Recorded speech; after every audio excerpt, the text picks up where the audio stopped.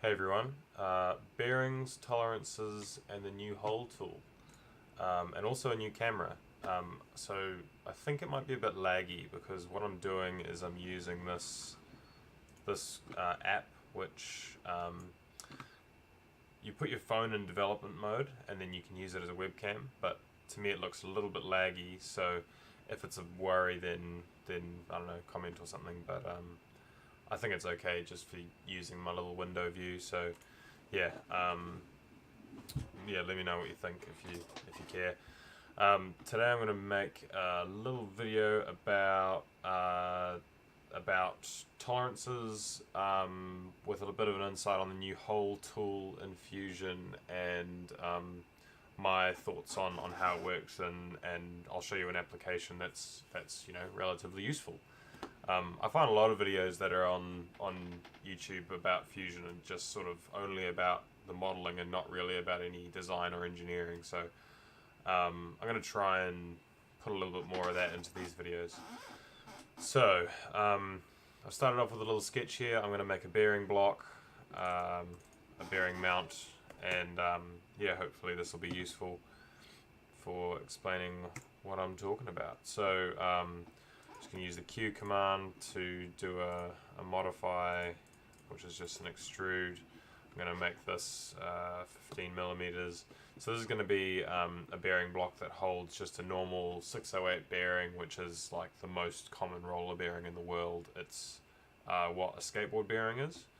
I thought it would just be a good example. So the first thing is I'll show you what I want this to look like. So this is a SKF bearing block, and these are all really nicely contoured and radiused and stuff, but I'm not going to worry about doing that.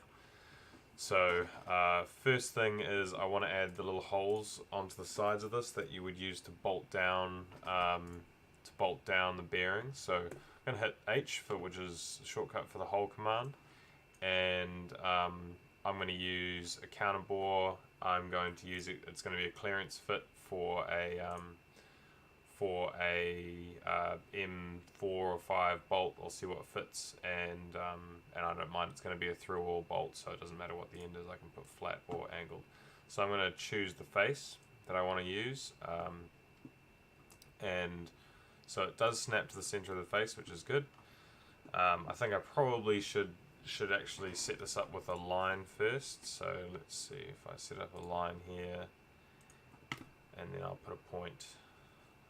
Just to be sure that I'm going to put it in the right place. There we go.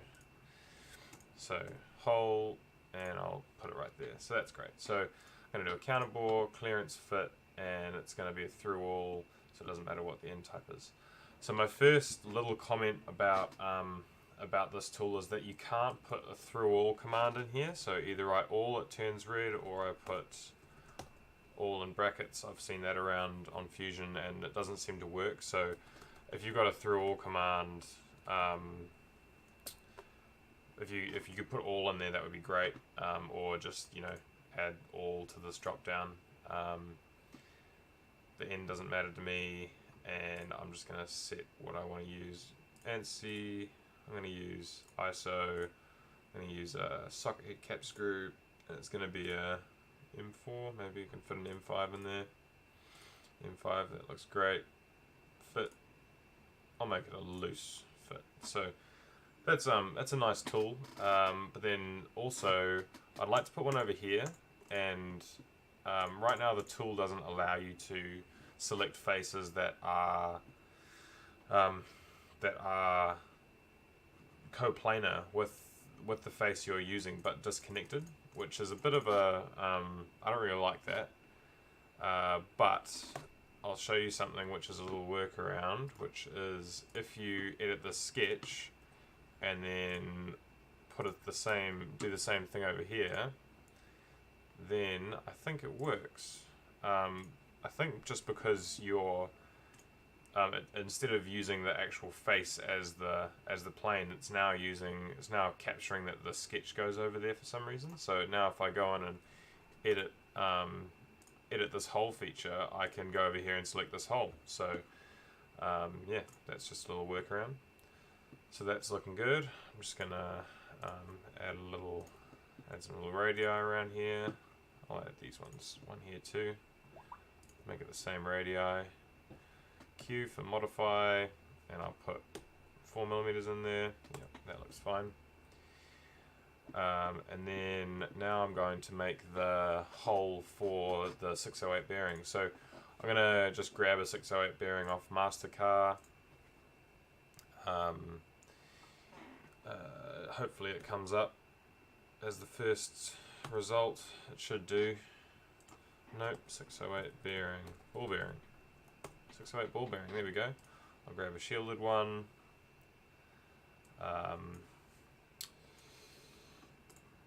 Product detail. I want it in step format. I'll save that.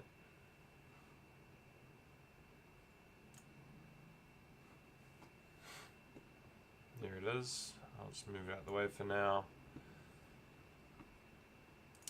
Okay, so there's my bearing. So my OD on that is 22. So I'm going to use the whole command here because I want to, there's a reason to it. I'll show my first sketch here. It's called sketch 2 for some reason. Anyway, so I want to use the whole command here because I have used whole commands before for making bearing surfaces, because often they are bearing surfaces, and those bearing surfaces often have clearances or interference fits that would be really nice to be able to put in the whole command. So if I hit whole again, I'll capture the position of that move, and I want to put one here. Let's change the... Interesting. Wants to go the wrong way. So that's something a bit weird. Let's see if I put -5. Does it work? It doesn't like that. So there's a problem. Let's see if I do it without the sketch present, whether it still has that problem. Hole. Capture position. On this face. No. So interesting. So the sketch was screwing it up. Yeah, cool. Good to know. So, seems like I'd still like to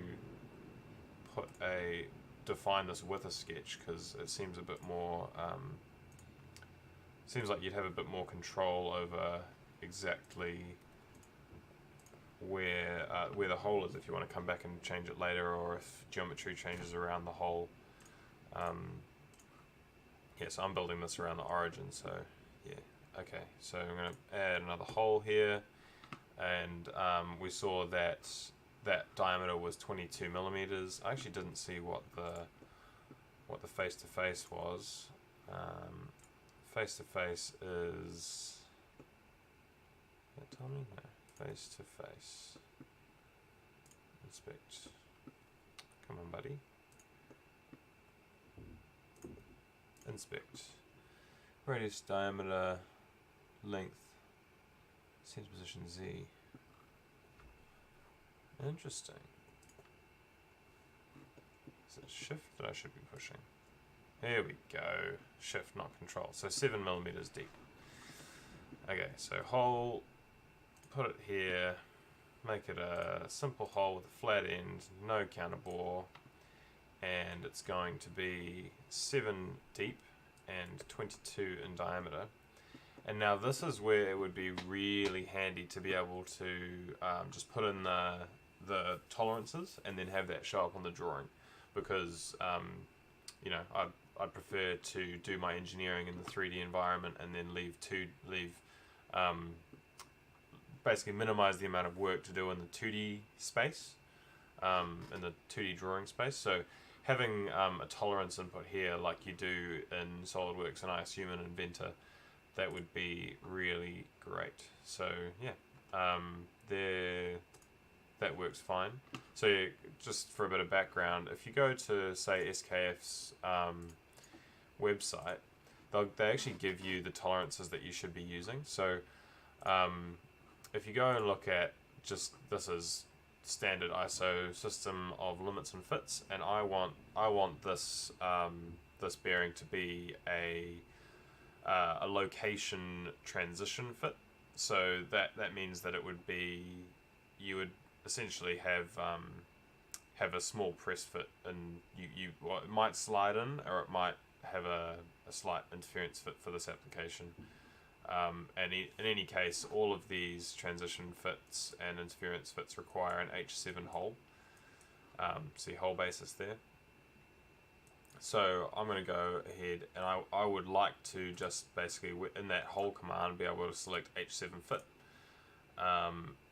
Yeah, so I should actually finish off that thought. So you can see that for a hole basis tolerance, we need an H7 fit on the hole, and if you go back to your SKF website, you can go down and say, right, I want an H7 hole. So you go to table 8, shows up table 8, and you know our bearing bore diameter, our outside diameter tolerance. So our bearing bore diameter is 6 to 10, it's 8, and our so our deviation hole bore in the housing bore diameter is, for an H7 fit, is 0 or 15 micron plus. So that's 0.015 millimeters. So that means that that ideally I would go down and select from a drop down menu, yes, I would like to apply a tolerance, and I want that tolerance to be, I want to use a hole tolerance of H7, and then ideally that would pull from a library at the H7 fit tolerances, or happily I'll just type in the tolerances here. But right now that's not an option. So anyway, off we go. We put that new hole in there, and actually, yeah, you would. I was thinking you could do this by making this a counterbore of 7. 22,